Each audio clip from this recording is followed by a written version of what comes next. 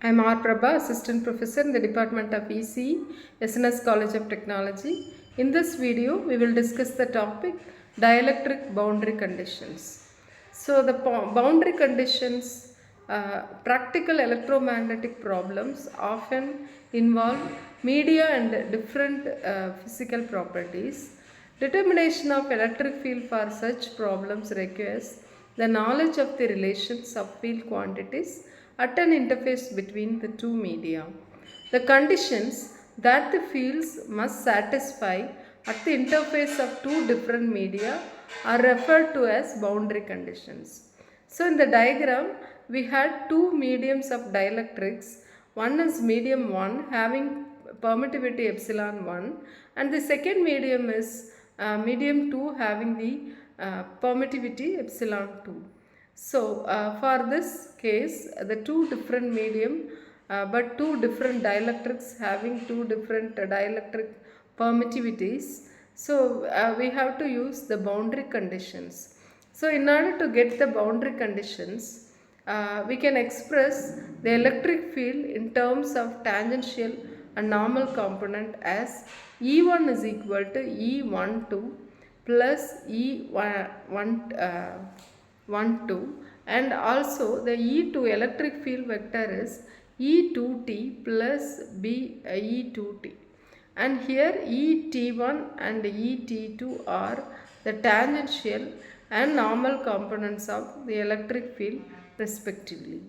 So around the closed path on the left, obtaining E tan 1 del W minus E tan 2 del W is equal to 0. So here the small contribution of the line integral by the normal component of electric field along the sections of del H become negligible as del H decreases and the closed path crowds the surface, and immediately E tangential 1 is equal to E tangential 2. And now the Kirchhoff's voltage law is still applicable, and certainly we have shown that the potential difference between any 2 points on the boundary that are separated by a distance del W is the same immediately above and below the boundary. So if the tangential electric field intensity is continuous across the boundary, the tangential D is discontinuous. For d tan 1 by epsilon 1 is equal to E tan 1 is equal to E tan 2 is equal to d tan 1 by epsilon 2.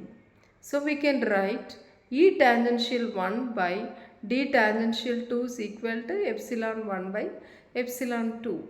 And next is the boundary conditions for normal components. So this can be found by applying Gauss law to the small pillbox shown in the diagram. The sides are again very short, and thus the flux leaving the top and bottom surfaces is the difference dn1 del s minus dn2 del s is equal to del q. So this can be written as rho s del s.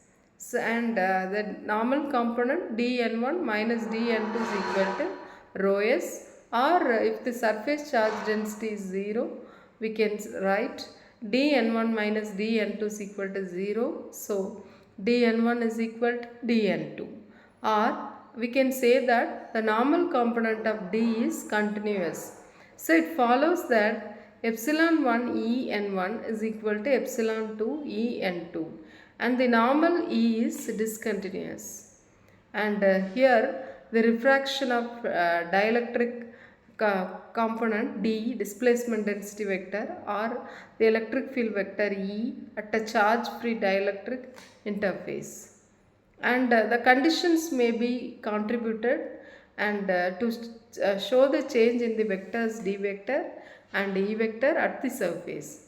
Let D1 make an angle theta 1 with normal to the surface, and since the normal components of D are continuous, dn1 is equal to d1 cos theta 1 is equal to d2 cos theta 2 dn2.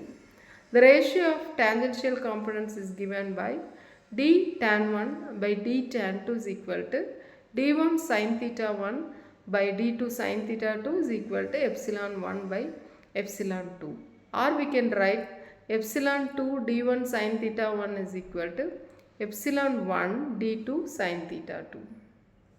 And finalizing, we get the ratio between tan theta 1 by tan theta 2 is equal to epsilon 1 by epsilon 2.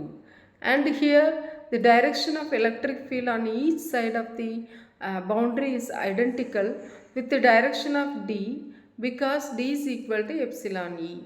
And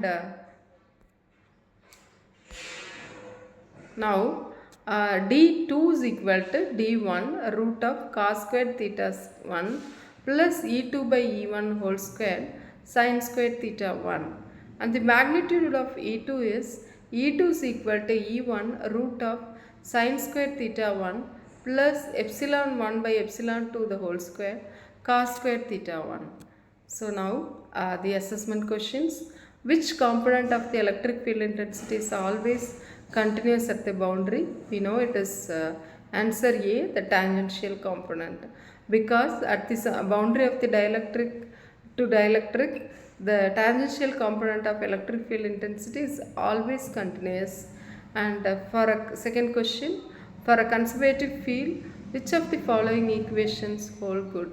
So the equation is E dot dl is equal to 0, H dot equal to dl equal to 0, B dot dl equal to 0, D dot dl equal to 0. The answer is A, and it is integral of E dot equal to 0, because a conservative field implies the work done in a closed path will be 0. So we can write E dot dl is equal to 0. Thank you.